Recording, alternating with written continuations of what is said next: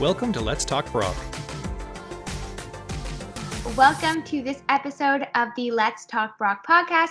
Today we are joined by Jasmine, a graduate with a BA in Sociology and a Master's in Social Justice and Equity programs at Brock. Jasmine recently started law school at the University of Sydney, Australia, and has a love for social research and policy making. While a student at Brock, she has been a part of several campus jobs, volunteered with various organizations, and was a member of many clubs. Thank you so much for joining us today. Hello, thank you for having me. Well, we're so excited to hear about your Brock experience, so we'll hop right into it. Can you tell me about your experience in the sociology program and why you loved it so much?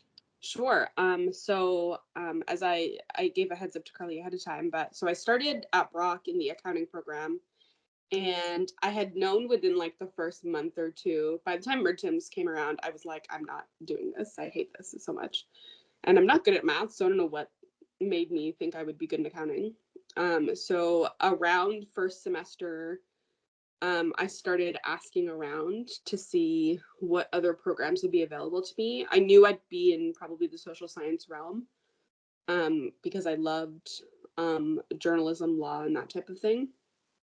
And I also just had a different type of calling, I guess is what you could call it, in terms of what I wanted to do with my life. And politics was a huge part of that. And I didn't really necessarily want to go into political science because it was super specific, and I wasn't sure if that's what I really wanted to focus on altogether. So I actually spoke to my business law TA, and she was the one who recommended sociology to me. And she also had gotten her degree from Brock, and she was like, it's really fun, really easy. And just like talk around about it. So by the time second semester rolled around in my first year, so I ended up finishing my first year of accounting, and I debated between psychology and sociology, and I just liked how general sociology was.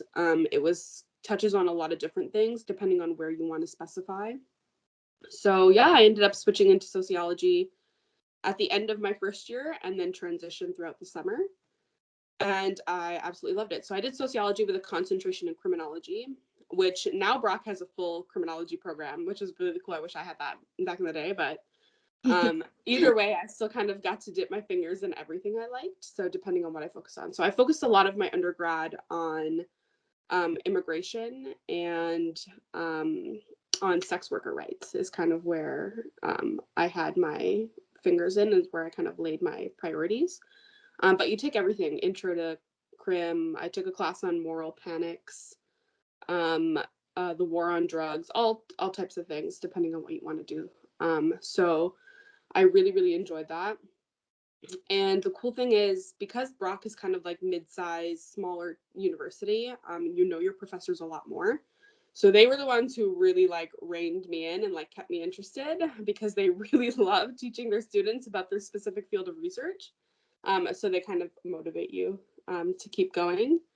And so I became close with one prof in particular. Her name's Mary Beth Radin, Dr. Mary Beth Radin. She's the sweetest person on this planet. And I ended up within the sociology program being her research assistant.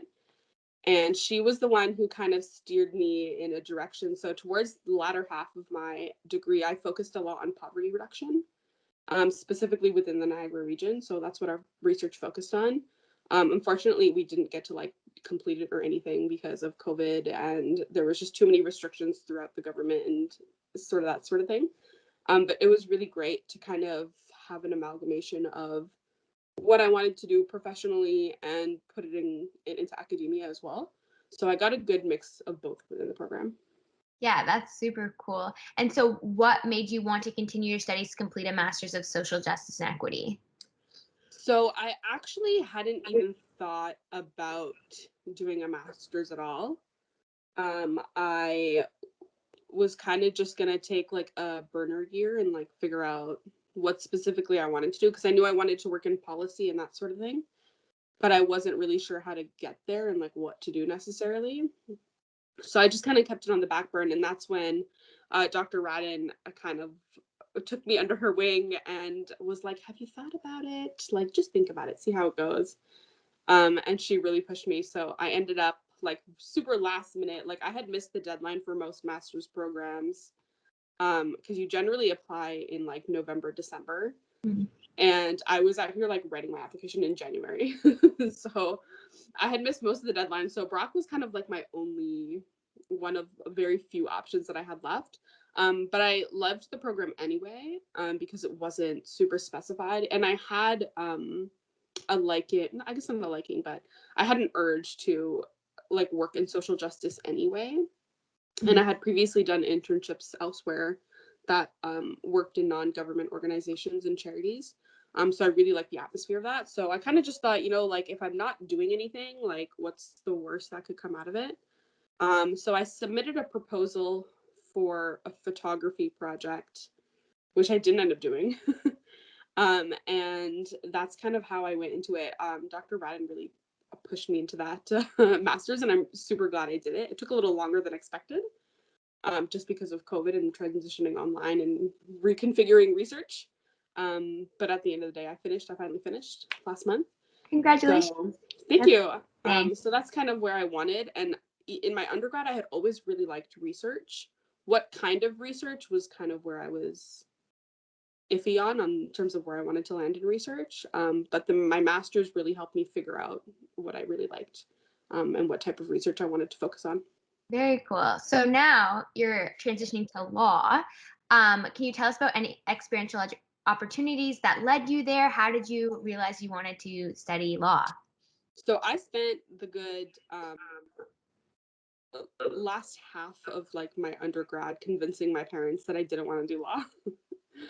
And I was like, I'm not going to do it. Like, and I come from a very South Asian household that is very much like into professional degrees. So they had no idea where my undergrad or my master's would take me, but I had convinced them that I wasn't doing law.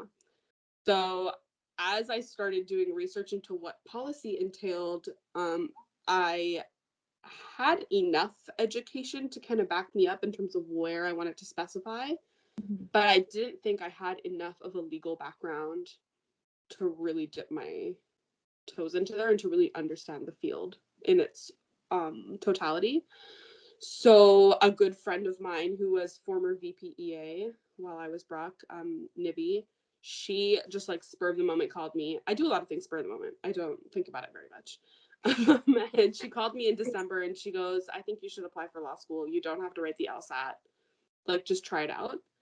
And I know that I don't necessarily want to be a lawyer, but I did think there was benefits to having a law degree that would go beyond Mhm. just policy in itself. It's kind of a weird system of I really battled with.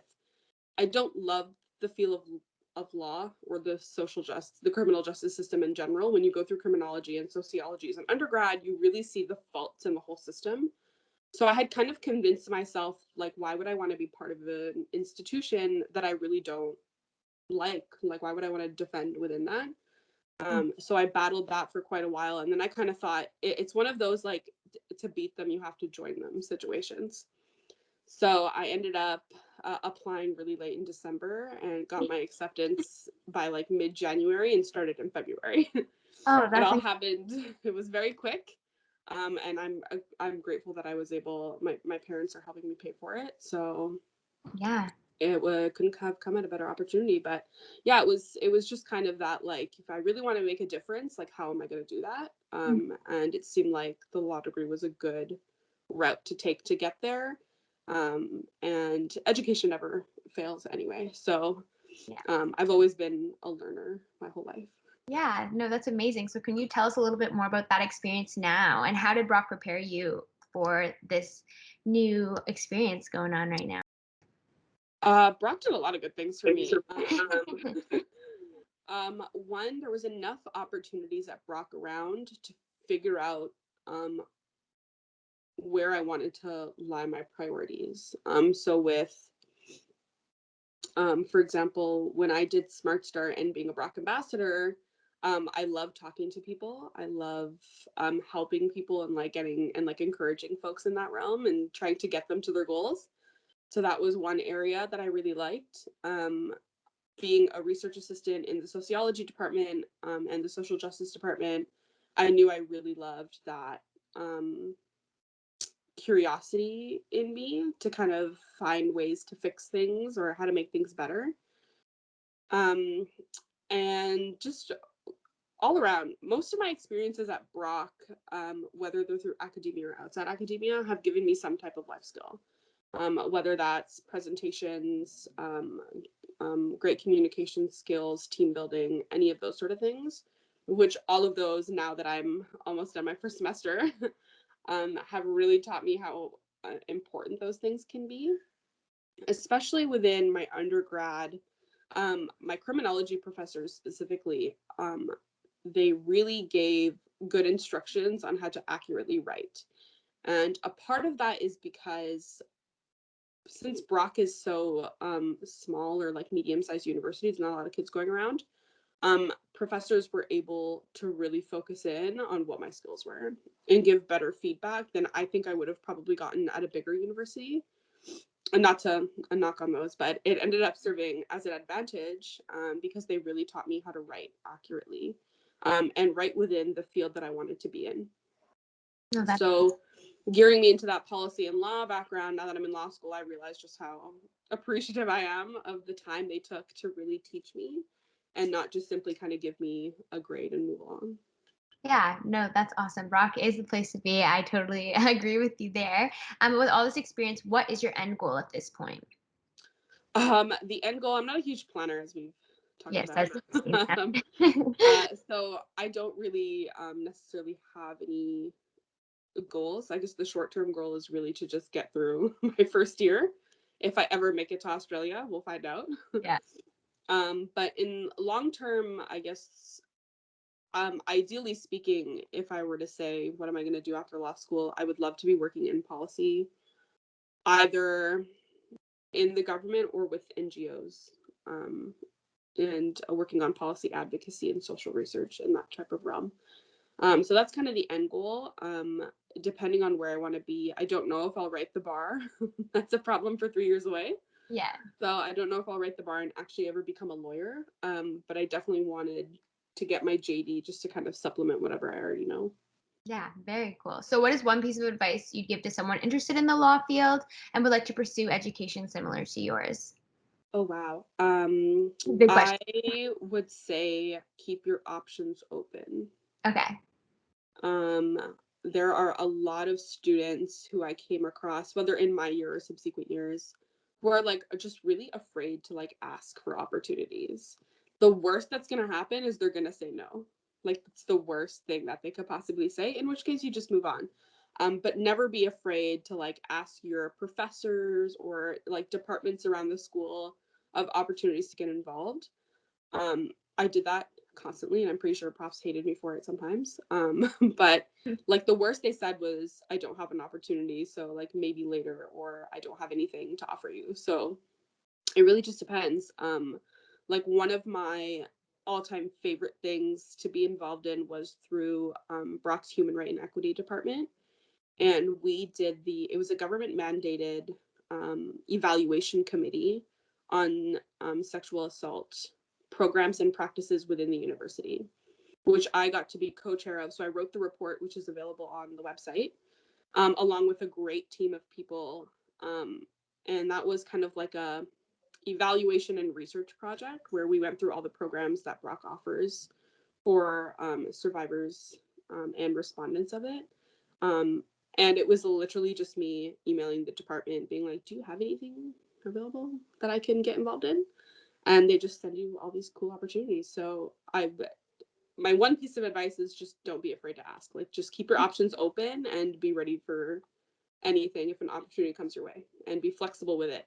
Even if it's not something you think you might not be into or that might pertain to your career goals, at the end of the day, there's always going to be one or two lessons that come out of it that are going to help you in the long run.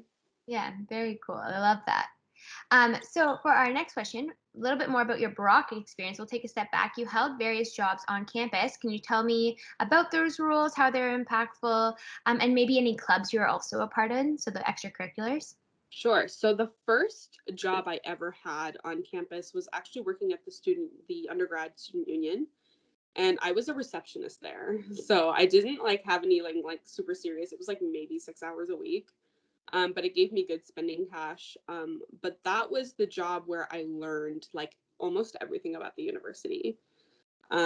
Because I was frontline, I learned a lot from the executives in terms of what opportunities were available, what I could look forward to in the future, that type of thing. And then eventually I joined as a Smart Start team leader, and I learned about that job through our VPSS at the time in my second year, Maddie Wasink. And I became part of the Brock Smart Start team, and I worked there for the summer. Then I became a Brock ambassador and just started learning everything about the university. So I probably could tell you everything about that university inside out. But it was a great way to network with the university. So I got to know like the head of research and the VPs and the presidents of the university, which was really cool. And they teach you like little tips and tricks and great networking along the way, especially if you really want to stick within the post-secondary realm afterwards, which I had thought about for a quick minute there. They're good connections to make. Other clubs I was part of, so I did Brock dance for a while, which was just kind of something to alleviate stress and that type of thing. So I did that for a couple years. And within within my master's and the last year of my undergrad, we had like an influx of South Asian students coming in, which was really, really cool because when I joined Brock, there wasn't that many of us kicking around. So by the time I had gotten to my last year, we had enough South Asian kids to throw like massive events. So we had the Indian Student Association, the Pakistani Student Association, and there was one other one, I think. I think it was the BSA maybe. But there was a bunch of South Asian clubs that came together and just threw these massive events for us. And it literally felt like a wedding. It was the most amazing thing ever. And it felt really inclusive, which was really good. So one of the things I loved about Brock at that point was there's literally a club for everything and anything. So if you're looking to meet similar minded people, or you just want to be more in touch with your roots or whatever it is, there's definitely like a club out there for you. Oh, that's amazing. You have had quite the experience at Brock. So I hope all our incoming students listening to this are encouraged and know that there's so much to get involved in. But thank you so much for joining us and sharing your Brock experience with us today. No problem. And I hope that I can be of some type of help to some students coming in. I know going into university can be a little nerve-wracking, but I promise your professors are a lot nicer than what the rumors tell you. So never be afraid to ask for help or opportunities to get involved. There you go. Yeah, words to live by. Absolutely. Well, thank you so much, Jasmine. Great. Thanks for having me. Bye. Bye. Thanks for joining us. If you have any questions, you can contact us by email at futurestudent@brocku.ca.